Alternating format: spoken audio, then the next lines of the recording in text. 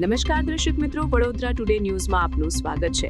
વડોદરા શહેરની કપુરાઈ પોલીસે બાતમીના આધારે કપુરાઈ ચોકડીથી વાઘોડિયા ચોકડી તરફ જતા હરિયાળી હોટલ સામે વોચ ગોઠવીને ઇનોવા કારને કોર્ડન કરી હતી।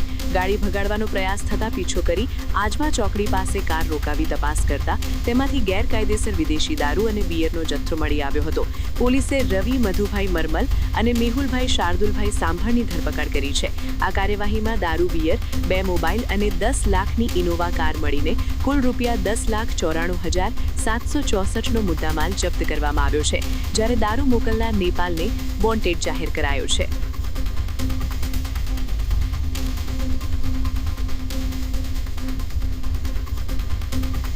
આવા જ તમામ લેટેસ્ટ અપડેટ માટે જોતા રહો વડોદરા ટુડે ન્યૂઝ।